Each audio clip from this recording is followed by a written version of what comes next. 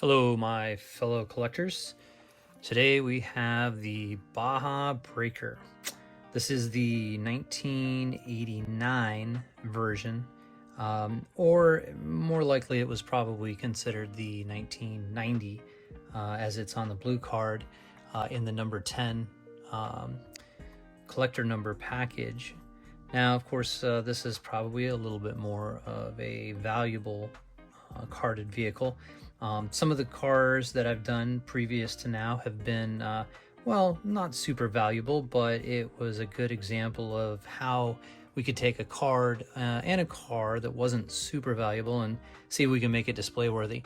Now, this is going to be a case of where we've got a pretty good condition car on card with just a few minor issues. Then we're going to try and take it from very good condition to perfect or mint or near mint. Now, at first glance, you would say, well, this is pretty much perfect, so what is there to do? Well, if you're a card file and you like perfection, you'll notice that there are a couple of things. One is if you look down this edge, you can see that we have some cardboard starting to delaminate and a small curve happening here, or a bend. Nothing major, probably mostly from storage, or in fact this could have probably happened in the shipping case when it was shipped out brand new. And then of course on this corner we've got a small soft corner and a bit of a delamination. Other than that, it's pretty good. The blister is pretty clear, but there is some slight hazing and scratches on this, of course. And then on top of that, you can see that there's a pretty good bundle of dust that has been building up on it. So anyway, we're going to address those issues. Back of the card actually looks pretty good. There's some a little bit of dirt on there. I don't want to rub it in, but we're gonna get some of that off of there as well, and try to make this card as perfect as possible, so that way we can list it in our inventory as a mint condition. And I think these go in mint condition, mint on card, for, I don't know, they used to be valued in the guidebooks at about $100 on card. Of course, that was a few years back and a little overpriced, but nowadays those books are starting to become pretty darn accurate. So I've seen them sell for about $100 to $120, depending on card condition and, of course, the market at the time. So anyway, let's get started with this. First things first, as always, let's get it clean, because I'm sure this has been sitting in some box somewhere for a long time. And so we're going to take a little bit of our watered down 409 on a rag and just take a little bit of that. Of course, we're just dampening our rag and getting it tacky, because we definitely don't want to get the cardboard super wet. Now, of course, this is kind of a little bit more of putting my money where my mouth is. Previous videos, and I'm sure videos going forward, you'll see that most of the cards were pretty much already trashed, and the value of the car could do nothing but go up. But this is definitely a situation where, well, I mean, this is actually in pretty darn good condition. I would say it's maybe mint minus, and we could risk ruining this card and lose a lot of its value, and even worse than its value, its display worthiness. So here we go. This is one of those things where if I make a mistake, well, we're not learning. If we make a mistake, it's a real loss. So anyway, first thing is, let's get this whatever this is. It looks like some sort of chalk or dirt, and we're just gonna have our damp rag. We're gonna do light wipes across, and then down kind of an X pattern. And mostly that's because we want it to pick up into the microfiber, and we do not want to rub it into the cardboard. And that looks fantastic. All right, so you saw in this entire area right here, there's a big black chalk mark. You saw some of it actually came off on my finger, and we were able to remove all of that without any damage or saturation of that dirt into the card. So now, as long as I've got this damp cloth, I'm just going to go ahead and give the rest of the card a real light brushing just in case there's anything else on it. We want to make sure that when we put it in the protector, it's as 100% clean as possible. And we're lucky, this card even has really nice, very clean cut lines from the original punching process, which is always key. We've got nice corners all the way around, nice hook without any damage to it. The front of the card is pretty good now that it's clean. We're already starting to get some shine. So at this point, we're going to go ahead and I'm actually going to clean the blister first, only because if I'm cleaning the blister and I actually snag a corner or damage it, we're already going to jump on there and fix those corners. So it's not as detrimental as if we fix the corners first and then I catch it with the microfiber and end up pulling it back up. So that's why we're going to do the blister first. So let's go ahead and get into that. And we're going to go ahead and grab our polishing rag, and then we're going to go ahead and use some of our plastic polish. I like to use the Griots. I find that it works extremely well. And it seems to be about as safe a product as I can find. And I also know that the compound cut in this is pretty fine, and that fine cut gives us a real nice clean polish. And you can see we've got a couple of spots. Before I got a little bit of that on there, there's a dull spot right there. There's a couple more dull spots throughout, probably where it was in a case and there's another car on top. But we're going to go ahead and get that polished out. And of course, as always, being very careful to apply a balance. You got to have enough pressure to where you're actually getting a good cut with the polish, but not so much pressure that you end up denting, cracking, or even worse, splitting that blister. Small circles, very careful not to grab that corner down there with the microfiber. Microfibers are kind of a double-edged sword. They do a fantastic job of cleaning, and they really allow you to grab a lot of the dirt off of these, like the back of this card. Without a microfiber, I would have never been able to get that dirt off of the back of the card without rubbing it into the cardboard. The microfiber allowed it to pick it up, but also it's very easy to catch an edge. And if you catch that edge, you can damage or destroy that card or make things far worse than when you started. So, all right, let's get the bottom. We can see along this edge right here, a lot of a wear mark on that edge. And just remember, the edges, it's like a prism. So the tighter that you can, or the cleaner that you can get those edges and even the parts that you wouldn't think are noticeable, even though you can't see them on the bottom, that lets light through and it makes that entire viewing box so much brighter. All right, I think we got it. Like I said, this blister was in pretty darn good shape. So let's polish all that compound off and see how we did. Same kind of thing. Enough pressure. Oh, can you hear that? Kind of hear that pulling some of that dirt off of there. It's starting to get smoother. Enough pressure to where you can get that compound off and get a good polish, but not so much pressure that you damage that blister.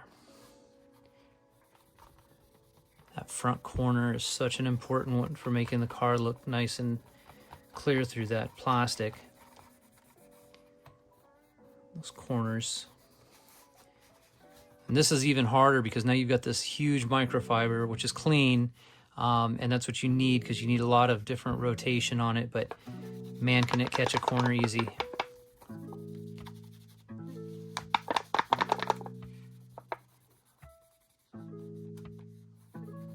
There we go. And that's looking good. I mean, not that it didn't look really good to begin with, but I'll tell you, when you do a blister polish like this, It probably looks better than when it came out of the case straight from Mattel. And of course, that's just going to increase its display worthiness. And man, look at that. That looks so good. I mean, about the only thing better than that is if it was out of the package. And then even then, that boxing in of the vehicle and that framing, man, doesn't that look good? Okay, next, let's go ahead and deal with these corners. Let's get our waxing stuff out of the way. We're going to use a Q-tip. We've got our glue. And now we're going to go ahead and we're going to check to make sure our iron is hot, but not too hot. Okay, I've got mine set over here to the side. Any household iron will work. Just remember, the temperature is key, and I'd like to tell you exactly what the temperature needs to be, but it's really just a feeling. You gotta feel it out. That's why if you're going to start trying to restore some of these cards, it's best to start with like a not so good card, and then see how it works out, and maybe burn one, melt a blister, you know, see how far your iron takes to really go too far, and then you can bring that back, you know, a bit, so that way you don't damage it. All right, so you can see this corner. It's actually not too bad. This back side has actually got some pretty good structure. Looks like maybe it just got caught and pulled this up. Normally I would split this into a bunch of different layers, but actually it looks like it's actually pretty good. And I don't want to pull it too far over and create more of I'm not sure if the camera can pick that up, but there's this little bit of a white line where it shows there was a crease. And we want to try to eliminate or minimize that as best we can. So we're not going to split it apart too much. We're going to go ahead and get in there with some of our glue. And all I'm doing here, let me bring this on camera a little bit. All I'm doing is I'm wiping the glue, so that way I don't have a glob of it on there. I've just got my Q-tip saturated nicely, because we don't want to get a big glob of glue on there. We just want enough to get in here and just wipe in. This is why I use the Q-tip, is you can get in there and you can kind of wiggle it in there versus a brush, and you can just kind of wipe it. If you feel like you got too much, flip it, wipe it off. All right, I'm gonna just pinch it. And there we go, we're good. But see, we've also got a little bit of a curved corner there. So now what we're gonna do, and we're gonna have to roll this back just a touch. So we're gonna take our iron, and we're gonna just put this on a sharp edge. We're gonna apply some pressure down on this. I test my iron on my leg just to, yeah, it's pretty warm. And we're just gonna give it a dab. And another dab. Just one more, because I want it super nice and flat. And then look at that. I mean, that corner looks like a nice solid corner. And that glue with the heat of the iron will make that corner nice and strong, and it'll feel to the touch just like it was never dog-eared any. All right, so let's do the other side. Now the other side is going to be a little bit more complex, because as you can see, we've got this kind of a bend that goes all the way up versus just the corner, and that's okay because we can get all that out. Now our biggest hurdle is going to be, if you look just down that edge, you can see that a little bit of the blue, anytime you get a bend like that, you can crack that outer printed layer and you can get a little bit of a stripe there.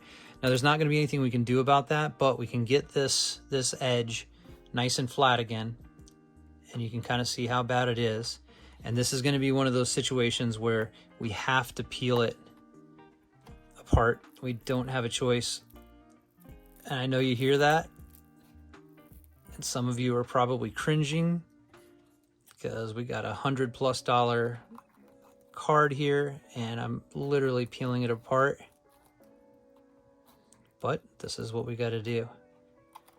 Okay, all the way down around the bottom.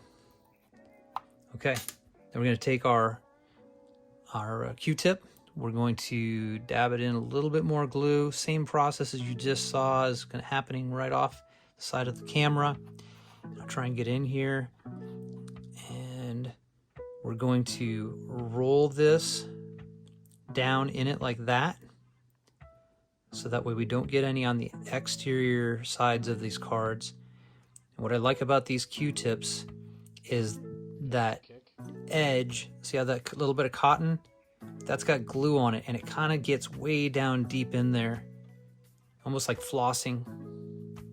And we're going to run that all the way up as far as we can get that to take. And it doesn't take a lot of glue. Get a little, oops, sorry, there we go, get it. All right, now, moment of truth. We lay that back down. Already looks a ton better, but you can kind of see this crease here. And what we want to do is we want to get that nice and flat. Our iron's still got a lot of heat in it, and we're going to lay it right on that edge. Again, a little bit of pressure. And 1, 2. Go a little more. Our iron's cooled down a touch. A little bit on that corner.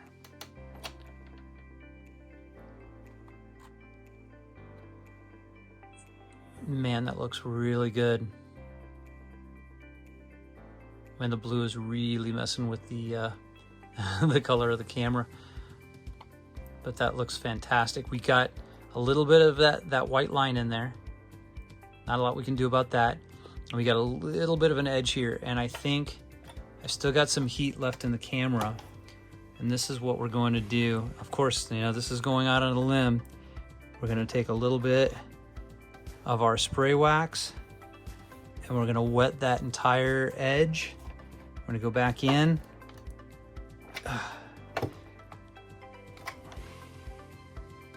Huh.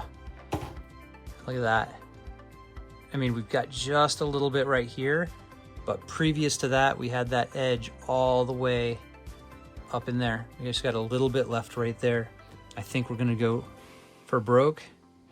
No pain, no gain. No risk, no reward. We're gonna do one more press. So all of the spray wax is gone. And man, look at that. There's a little bit of dampness in there, calling some discoloration. And as soon as that dampness goes away, look at that. Straight as an arrow. Not bad. I mean, that edge just kind of follows the blister, so it's not real noticeable. Our 10 looks fantastic down there with the corner not bent up anymore. The whole thing's looking pretty good. Our blister's clear. Time for a shine. Move this back up so we can get some better color. And then we will put her away. I'm just going to use this. And now we're just going to go ahead and rub some of that spray wax in. Like I always say, don't worry about getting the spray wax in these edges. That spray wax will get in there. It's carnauba, and it will protect those edges for years and years. There's no harm getting that in on the edges. And in fact, loading those edges up with this wax will kind of help protect it from getting any kind of dirt in there. Okay, that's looking pretty good. A little bit more of the spray wax on the blister, because we're going to polish that thing out really nice, so that way it looks absolutely crystal clear. Just a little bit of drying now. Nice little polishing circles. Being very careful around those edges so you don't catch one, especially around the hanger.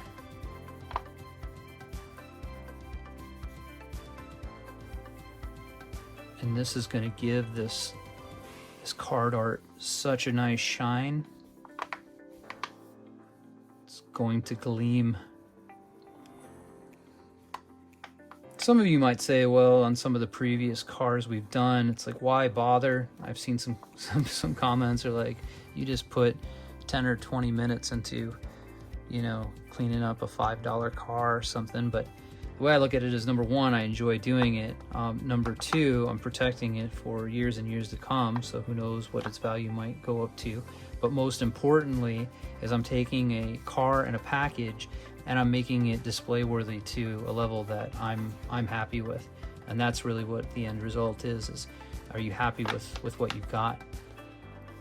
All right, guys, so here we go.